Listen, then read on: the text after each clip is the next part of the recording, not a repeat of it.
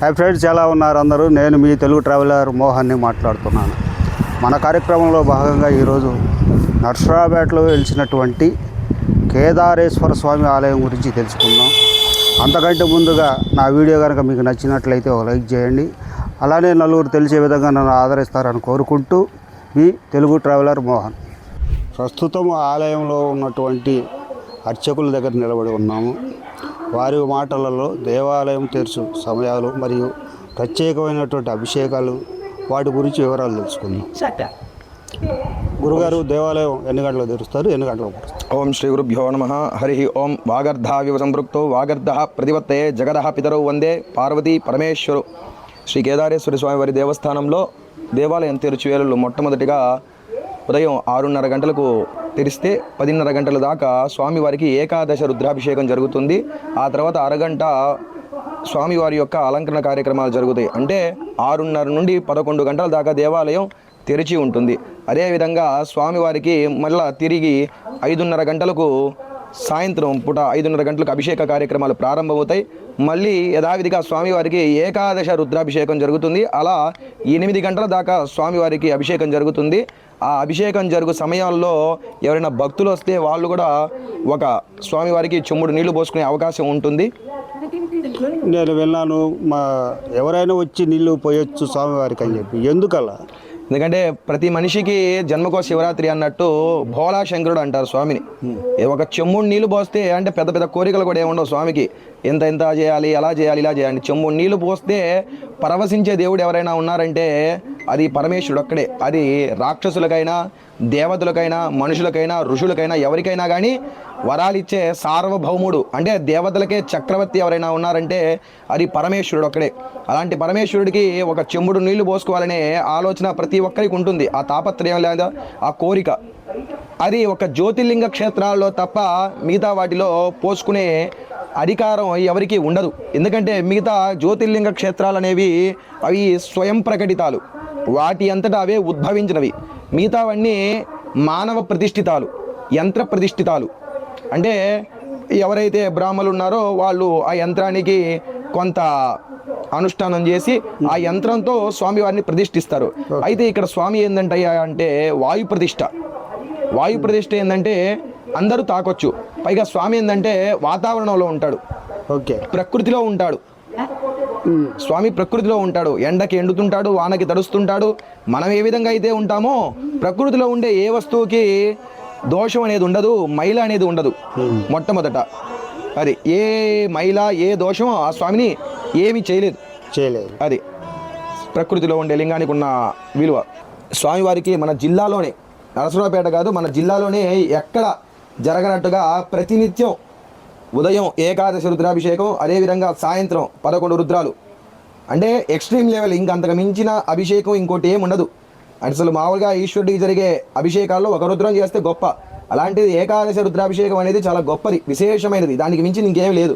అలాంటి అభిషేకం స్వామివారికి నిత్యము పొద్దున 11 రుద్రాలు, సాయంత్రం 11 రుద్రాలు. ఎవరు వచ్చినా రాకపోయినా భక్తులతో సంబంధం లేకుండా స్వామివారికి శక్తి రావాలన్న ఆలోచనతో, ఉద్దేశంతో స్వామివారికి ప్రతినిత్యం 22 రుద్రాలతో అభిషేకం జరుగుతుంది.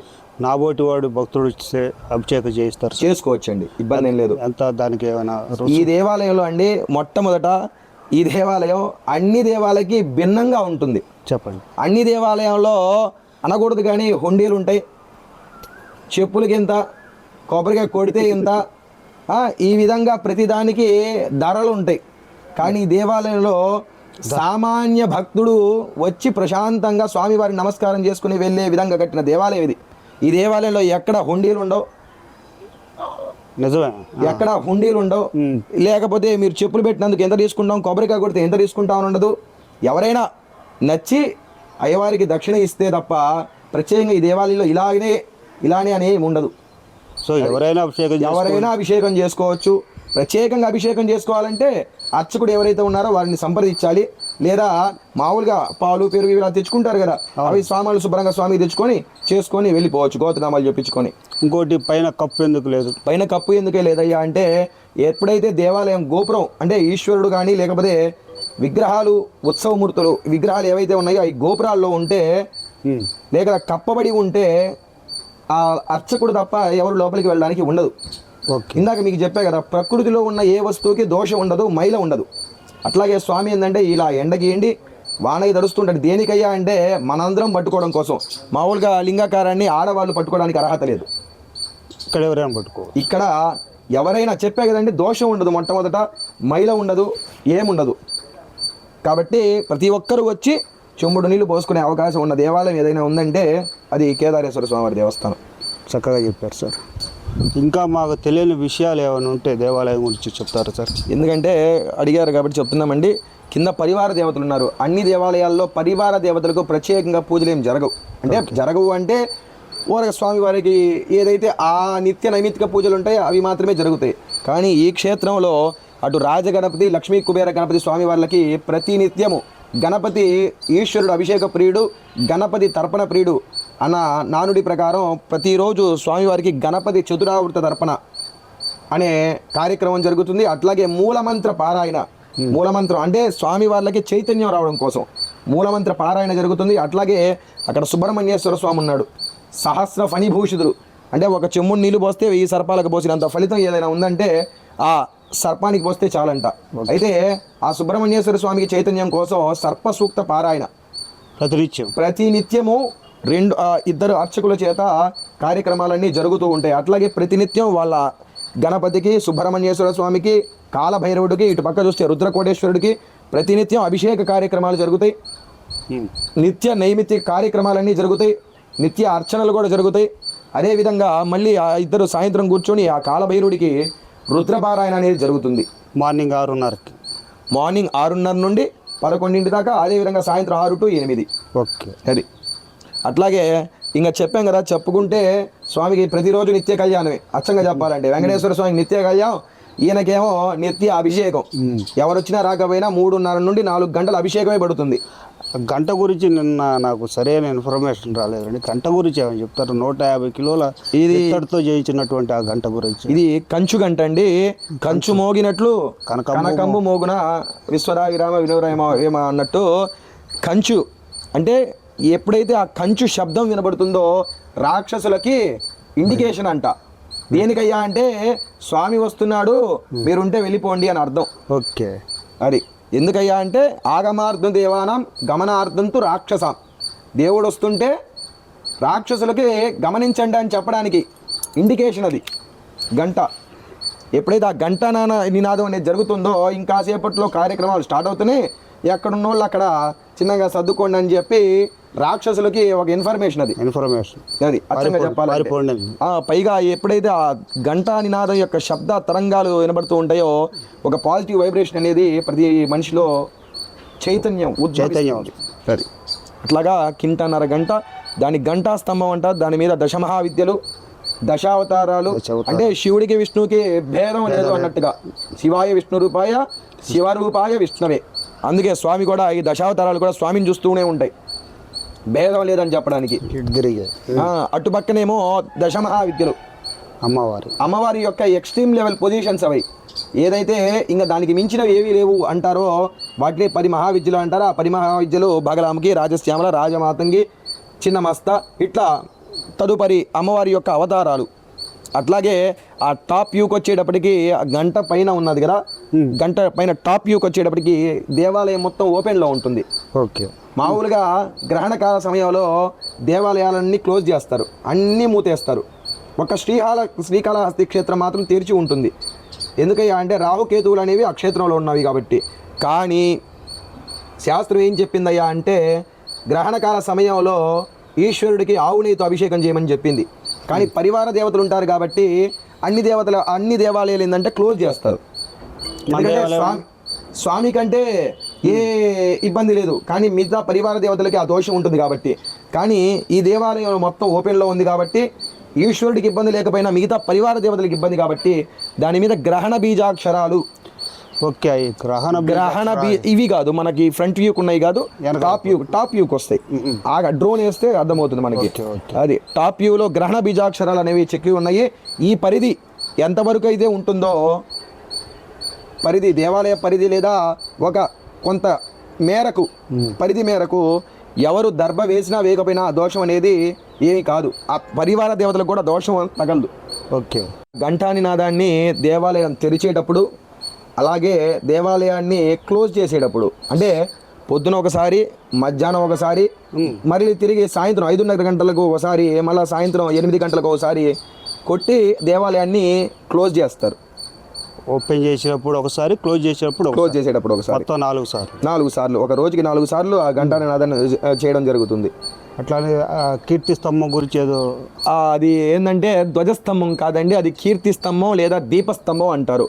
పూర్వకాలంలో ఒక గ్రామం ఉన్నది అని తెలుసుకోవడానికి మనం ఆకాశ దీపాన్ని ఎట్లయితే కార్తీక మాసంలో వెలిగిస్తున్నామో, ప్రతినిత్యం కూడా ఒక గ్రామం ఇక్కడ ఉన్నది అంటే విద్యుత్ సదుపాయం అంతకుముందు ఉండేది కాదు కదా, కాబట్టి గ్రామం ఉందని తెలుసుకోవడానికి ఒక దీపాన్ని వెలిగించి వదిలేవాళ్ళు. కాబట్టి దూరం నుండి చూసేవాళ్ళు ఏంటంటే ఇక్కడ ఒక గ్రామం ఉంది అని చెప్పి తెలుసుకునేవాళ్ళు. అట్లాగే దీని ఏందయ్యా అంటారంటే కీర్తి స్తంభం అంటారు లేదా దీపస్తంభం అంటారు. పూర్వకాలంలో రాజులు మేము ఇంత దేవాలయాన్ని కట్టించాము అని చెప్పి వాటి మీద శాసనాలు వేయించేవాళ్ళు. ఈ దేవాలయానికి ఉన్న విశిష్టత, ప్రఖ్యాతులు అని చెప్పి మొత్తం వేయించేవాళ్ళు, ఆ శాసనాలు వేయించారు. అయితే ఈ కీర్తి స్తంభం ఏదైతే ఉందో దాని మీద ఎదురుగా ఉన్నది ధర్మదేవత, ఎడమ చేతితో కూడా ఆశీర్వదిస్తూ ఉంటుంది.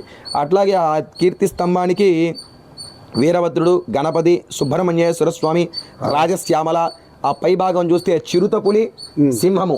ఏంటంటే అధికారానికి గుర్తు పులి, రాజసానికి గుర్తు సింహం, రాజసానికి గుర్తు. అట్లాగా ఆ విధంగా దేవాలయ కీర్తి స్తంభం మీద ఇలాంటి చిత్రాలు ఉన్నాయి. అట్లాగే ఈ ఘంటాస్తంభం మీద దశమహావిద్యలు, దశావతారాలు, అట్లాగే మహాకాలుడు, ఆంజనేయ స్వామి, మేధాదక్షిణామూర్తి, దత్తాత్రేయుడు, ఈ విధంగా చెక్కి ఉన్నాయి ఆ దేవతామూర్తులు. అదేవిధంగా కింద ఋషిమూర్తులు కూడా, అంటే ఏ విధంగా పురుషుడు సాష్టాంగ నమస్కారాన్ని చేయాలని చెప్పి అనే భావనతో అని తెలుసుకోవడానికి కూడా కింద ఆ ఋషి పుంగవుల యొక్క మూర్తులు చెక్కబడి ఉన్నాయి. వాటి ఉద్దేశం అదే, నేను ఏదో అనుకున్నా. సరే, కాలభైరవుడికి కూడా నిత్యం పూజలు చేస్తారు. కాలభైరవుడికి ఈ దేవాలయంలో అండి చెప్పే కదా, గణపతికి ప్రతినిత్యము చతురావతి తరపున, సంకటహర చతుర్థికి స్వామివారికి సాయంత్రం పూట అభిషేక కార్యక్రమాలు, పంచామృతపూర్వక అభిషేక కార్యక్రమాలు. ఈ దేవాలయంలో అంటే జరిగే విశేష కార్యక్రమాలన్నీ కృష్ణపక్షంలోనే జరుగుతాయి. పౌర్ణమి తర్వాత వచ్చే పక్షంలో. ఎందుకయ్యా అంటే కృష్ణపక్షంలో గ్రహాలు కూడా వీక్గా ఉంటాయి. గ్రహాలు కూడా వీక్గా ఉంటాయి. పౌర్ణమి తర్వాత వచ్చేది ఎట్లాగైతే చంద్రుడు కొంతగా తగ్గుతూ వస్తాడో అట్లాగే గ్రహాల యొక్క బలం కూడా తగ్గుతూ ఉంటుంది. కాబట్టి కృష్ణపక్షంలో మొట్టమొదటి వచ్చే చతుర్థి ఏదైతే ఉందో దాన్ని సంకటహర చతుర్థి అంటారు. ఆ రోజున స్వామివారికి సాయంత్రం పూట 6 గంటలకు పంచామృతాలతో అభిషేకం, అట్లాగే గణపతి మూలమంత్ర హోమం, గణపతి అధర్వణ శీర్షపూర్వక హోమాలు జరుగుతాయి. అట్లాగే దాని మరుసటి వచ్చే షష్ఠి, కృష్ణపక్ష షష్ఠి రోజున సుబ్రహ్మణ్యేశ్వర స్వామికి మళ్ళీ యథావిధిగా 6 గంటలకు పంచామృతాలతో అభిషేకం, అట్లాగే సాయంత్రం పూట సుబ్రహ్మణ్యేశ్వర స్వామి యొక్క మూలమంత్రంతో హోమం చేయడం జరుగుతుంది. అదేవిధంగా త్రయోదశి, కృష్ణపక్ష త్రయోదశి ఏదైతే ఉందో అరుణాచలం అలాంటి క్షేత్రంలో జరిగే త్రయోదశి నంది అభిషేకం అన్ని క్షేత్రాల్లో ఏం చేస్తారయ్యా అంటే నందీశ్వరుడి యొక్క మూర్తికి అభిషేక కార్యక్రమాలు జరుగుతుంటాయి. కానీ శాస్త్రం ఏం చెప్పిందయ్యా అంటే కృష్ణపక్ష త్రయోదశి రోజున నందికి ఈశ్వరుడికి ప్యారలల్గా సరి సమానంగా స్వామికి ఏదైతే అభిషేకం జరుగుతుందో, అంటే నందికి ఈశ్వరుడికి భేదమే లేదు. ఈ స్వామి ఆయనే ఈయన. కాబట్టి ఇద్దరికి ప్యారలల్గా ఇక్కడ పాలతో అభిషేకం జరిగితే అక్కడ పాలతో, ఇక్కడ పెరుగుతో అభిషేకం జరిగితే అక్కడ పెరుగుతో, అట్లాగా ఏదైతే ప్రదోష కాలం ఉందో 5 గంటల నుండి 6:30 గంటలు, అంటే ఆ రోజు తిదిరి బట్టి ఆ ప్రదోష కాలంలో స్వామికి ఇద్దరికి అభిషేక కార్యక్రమాలు జరుగుతాయి. అభిషేక కార్యక్రమాలు జరిగిన తర్వాత ఇద్దరికి శాస్త్రం ఏ విధంగా చెప్పిందో ఆ ఇద్దరికి ఒకేసారి హారతి కార్యక్రమం జరుగుతుంది. అలాంటి దర్శనాన్ని దర్శించుకోవడం వల్ల అసలు ఎన్నో వేల కోట్ల జన్మల పాపాలు కూడా ధ్వంసమవుతాయి అని చెప్పి శాస్త్రం చెప్పింది. ఏ విధంగా ఏ క్షేత్రంలో జరగనట్టుగా ఈ క్షేత్రంలో ఇద్దరికి ఒకేసారి అభిషేక కార్యక్రమాలు జరుగుతాయి. అట్లాగే స్వామివారికి విశేషంగా చెప్పే కదండి, ప్రతినిత్యం నిత్యాభిషేకాలు. కానీ స్వామివారి యొక్క జన్మ నక్షత్రమైనటువంటి ఆరుద్ర నక్షత్రం రోజున ప్రాతకాలమే, అంటే తెల్లవారుజామునే స్వామివారికి మహాన్యాసపూర్వక కార్యక్రమాలు. నా రుద్రమర్చయే, ఎందుకంటే రుద్రుణ్ణి మొట్టమొదటిగా అర్చించాలంటే వాడు రుద్రుడై ఉండాలి. ఎందుకంటే ఈశ్వరుణ్ణి అర్చించేంత గొప్ప వాళ్ళు ఎవరు లేరు, దేవతలకు కూడా సరిపోడు ఈశ్వరుడు. కాబట్టి ముందు ఆయన్ని మనలోకి అనుకోవాలి.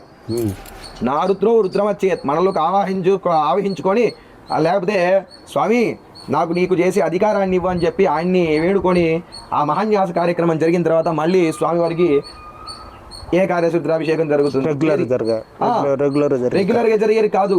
మళ్ళీ స్వామివారికి జన్మ నక్షత్రం రోజున ఉదయం పూట 22 రుద్రాలతో అభిషేకం జరుగుతుంది. మళ్ళీ అంటే ఆ ఒక్క రోజున 33 రుద్రాలు, 22 సాయంకాలం మళ్ళీ 11 33 రుద్రాలతో విశేషంగా అభిషేకం జరుగుతుంది. గురుగారు, ఇక్కడ ఉన్నటువంటి కాలభైరవుడికి ప్రత్యేకమైన అభిషేకాలు జరుగుతాయి అని విన్నాను. మీ ద్వారా ఆ మాటలు మనకి ఎక్కడా లేనట్టుగా, అంటే మన నరసరావుపేటలోనే ఎక్కడా లేనట్టుగా కాలభైరవుడు మన క్షేత్రంలో ఉండడం జరిగింది. అట్లాగే స్వామివారికి ప్రతినిత్యము కాలభైరవుడికి అభిషేక కార్యక్రమాలు జరుగుతాయి. విశేషమైన కార్యక్రమాలు, విశేషమైన అభిషేకాలు ఏంటయ్యా అంటే అమావాస్య, ప్రతి మాసంలో వచ్చే అమావాస్య రోజున శ్రీ కాలభైరవేశ్వర స్వామి వారికి విశేష అభిషేకాలు జరుగుతాయి. స్వామికి జరిగిన విధంగానే స్వామివారికి ఏకాదశ రుద్రాభిషేకం, అంటే 11 రుద్రాలతో స్వామివారికి పంచామృతాలతో పసుపు, కుంకుమ, గంధం, పాలు, పెరుగు, నెయ్యి, తేనె, పంచదార ఇట్లాంటి విశేషమైన అభిషేక ద్రవ్యాలతో స్వామివారికి అభిషేక కార్యక్రమాలు జరుగుతాయి. అదేవిధంగా ఆ రోజున స్వామివారి మూలమంత్ర హవనం, అంటే స్వామివారికి మూలమంత్ర హోమాలు కూడా జరుగుతూ ఉంటాయి. ఆ అభిషేక కార్యక్రమం మొత్తం అయిపోయిన తర్వాత పైగా అన్ని మూర్తుల కంటే భిన్నమైన మూర్తి ఏందయ్యా ఉండయి అంటే కాలభైరవ మూర్తి. కాలభైరవుడిని ఎవరైతే దర్శిస్తారో, కాలభైరవుడి యొక్క అభిషేకాన్ని ఎవరైతే చూస్తారో వాళ్ళకి శత్రు బాధలు ఉండవు, నరదిష్టి, నరబాధ, అట్లాగే ఏదైతే కారాగార సంబంధించిన దోషాలు ఉంటాయో కాలభైరవ దర్శనం వాటి నుండి విముక్తి పొందిస్తూ చేస్తుంది. అంతే. ఆ విధంగా కాలభైరవుడి యొక్క విశేషం చాలా చెప్పడానికి కూడా వీలు లేనటువంటిది. కాలభైరవుడి యొక్క కరుణ అట్లాంటిది. ఎందుకంటే శని దోషాలు, ఏలినాటి శని దోషాలు, ఇట్లాంటి వాళ్ళు ఎప్పుడైతే ఈ కాలభైరవ మూర్తిని దర్శించి ఆ అమావాస్య రోజున కూష్మాండ దీపం లేదా నారికేల దీపం అలాంటిది పెట్టి స్వామివారిని ప్రసన్నం చేసుకోవడానికి చాలా వీలైన సందర్భం. అదే రోజున అభిషేకం అంతా అయిపోగానే స్వామివారి దగ్గర పెట్టిన రక్ష రేఖలు ఏవైతే ఉన్నాయో అవన్నీ జనాలకి ఉచితంగా పంచడం జరుగుతుంది. లాస్ట్ టైం చూశాను, నేను వచ్చాను, బ్రహ్మాండంగా జరిగింది. మీకు కనుక ఈ వీడియో నచ్చినట్లయితే దయచేసి ఒక లైక్ చేయండి. అలానే మీ యొక్క విలువైన సలహాలు, సూచనలు కామెంట్ రూపంలో తెలియజేయండి. అలానే నేను ఎప్పుడు అడగలేదు, మీ దగ్గరలో ఉన్నటువంటి ఆలయం ఏదైనా ఉన్నా దాని చరిత్ర తెలిసి ఉంటే కామెంట్ రూపంలో తెలియజేయండి. నేను వచ్చి ఆ వీడియోని నా యూట్యూబ్ ద్వారా ప్రమోట్ చేస్తాను.